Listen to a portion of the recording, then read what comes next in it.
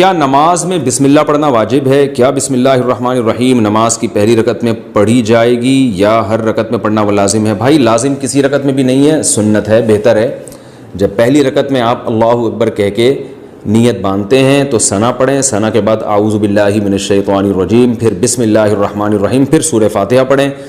سورہ فاتحہ کے بعد اگر آپ درمیان سے کہیں سے تلاوت کر رہے ہیں سورت کے تو پھر بسم اللہ نہ پڑھیں، اگر سورت کے شروع سے تلاوت کر رہے ہیں تو پھر بسم اللہ الرحمن الرحیم دوبارہ پڑھیں، اور جیسے الم تر کیف فعل ربک پڑھ لی یا قل واللہ پڑھ لی تو سورت شروع کرنے سے پہلے بسم اللہ پڑھیں آپ، سنت ہے۔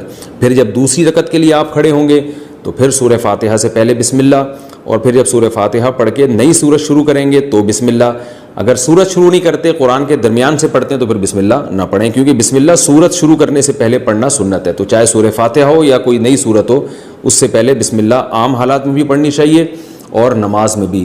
ہاں سورہ توبہ جب آپ پڑھیں گے تو پھر اس سے پہلے بسم اللہ الرحمن الرحیم نہ پڑھیں آپ۔ محرم کو سوچ کر لذت لینے کا گناہ، کیا خیالات میں کسی کو سوچ کر لذت لینا بھی زنا کے زمرے میں آتا ہے، اور کیا اس کی بھی سزا آخرت میں زنا والی ملے گی؟ بنت عنایت، ڈیرہ اسماعیل خان۔ جی یہ بھی حرام ہے، گناہ ہے، زنا کا گناہ تو نہیں ہے لیکن بہرحال گناہ ہے، حرام ہے، ناجائز ہے۔ آپ صلی اللہ علیہ وسلم نے فرمایا آنکھیں بھی زنا کرتی ہیں، کان بھی زنا کرتے ہیں، تو ظاہر ہے کان کا زنا کیا ہے؟ نامحرم کی باتیں سن کے لذت حاصل کرنا، دیکھنا، دیکھ کے لذت حاصل کرنا، یہ آنکھوں کا زنا ہے۔ تو یہ سوچ کے لذت حاصل کرنا یہ دل کا زنا ہے۔ وضو میں آنکھوں کو کتنا دھوئیں؟ کانوں اور آنکھوں کی صفائی کے بارے میں کیا حکم ہے؟ کیا ہر وضو میں آنکھوں کی صفائی کرنا ضروری ہوتا ہے؟ عبداللہ ملتان۔